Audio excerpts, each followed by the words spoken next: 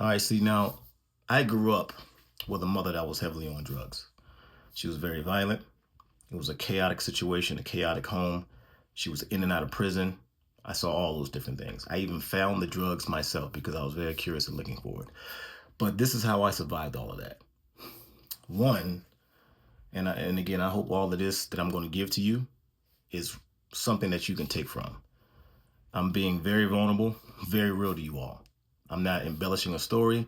This is as I remember it growing up as a kid and not having a mom, not having a dad. But I just want to talk about the drugs and chaos and the violence that I saw with my mother in and out of prison, in hopes of telling this story that someone out there maybe it'll relate to this.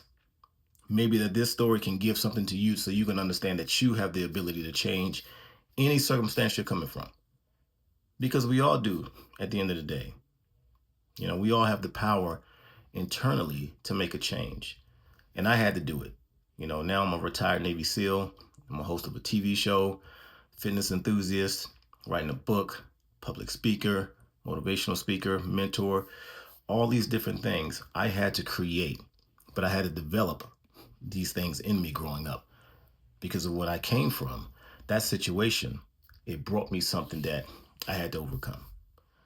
Life, struggle, hatred, anger, violence. So I want to give something to you all so you can understand how I came out, my story, how I came out of that and move forward.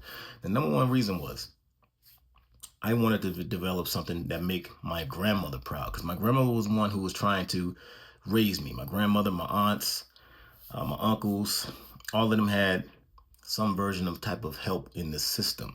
Like it was a family system where they were trying to help me out and be that place for me, that space for me. So I grew up with my grandparents for the most part. Now my mom, as she was coming in and out of prison, because she was going at it with my aunt. And then my mom was very heavily known on the block in DC, right? Everyone knew my mom. Everyone knew what she was doing. Developing thick skin, so I didn't have to feel that emotional anger towards her or hurt, you know, because people get hurt by these things, you know, and they develop these traumas and things that affect them as they get older. Now I'm one of those guys. I like to say that I don't think nothing affected me, but the truth is we all know something did. That's the truth, right? Something did. I lost something. I didn't gain something. It's followed me throughout my life. Friendships, relationships, somewhere in there has been a stake that's been holding something back in me. So I want to give this to you all. So understanding what it's like to go through these things. Developing that thick skin, knowing that everyone that knew about what was going on. My mom, it was embarrassing. My friends, you know, I didn't have the mom-dad nucleus coming up.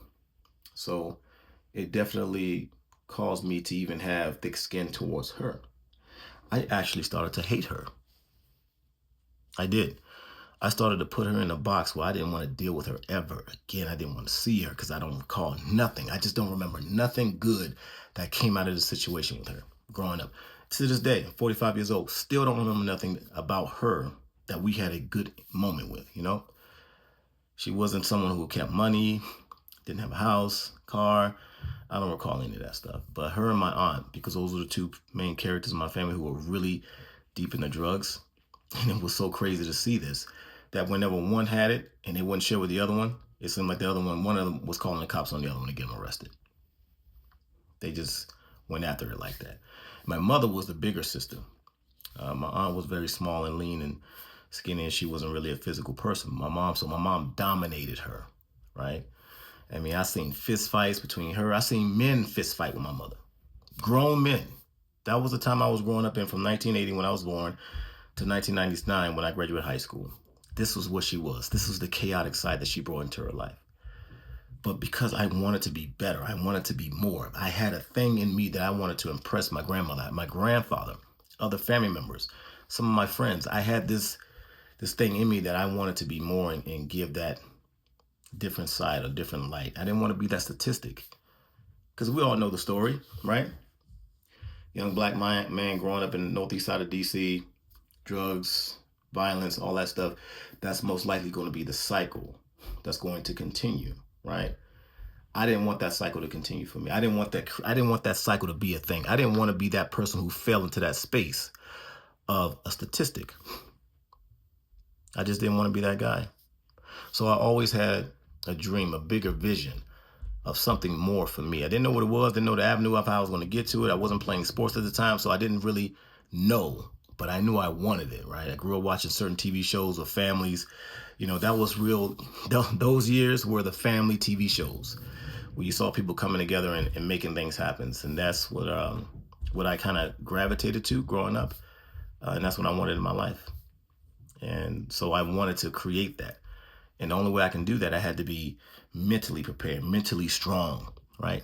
Being able to put all that drama and that crap in a box over here. Box it up, put it over here, leave it. Tape it up, close it down, forget about it.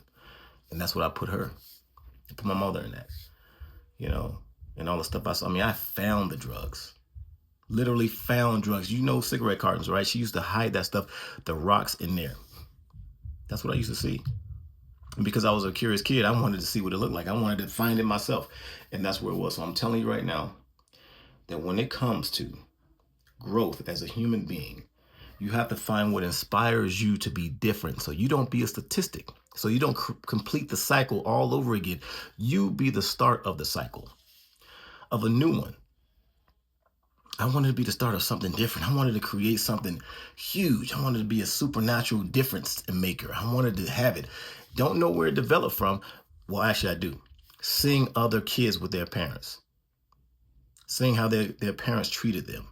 Seeing the things they had, the clothes they had, the nicer clothes, the nicer toys, right?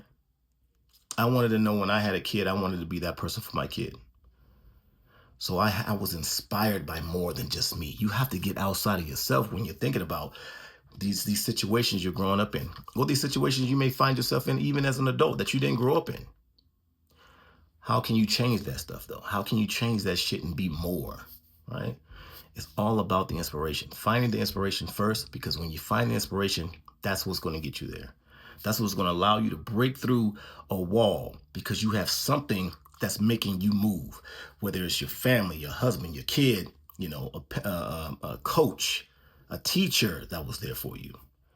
Something that's going to force you to want to be greater than the person that you are today when you look in that mirror. So you have to find your inspiration. And I think that's what it was for me. Find your inspiration. I know it's easier said than done, but find it. For me, it was my grandparents.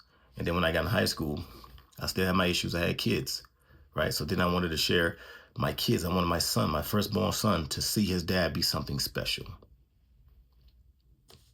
It sucked because when I joined the military, I was away from him more often, more so than I wanted to be. But at the end of the day, he was my inspiration to be great. Find your inspiration. When you find that inspiration, I'm telling you, it's going to change your life. Allow that to create the space in your mind, right? To fill the void in your mind, fill the void in your body, in your soul. That inspiration will fill that. And you will do anything you can to achieve that success. Find your inspiration. I'm telling you, that's the way to go.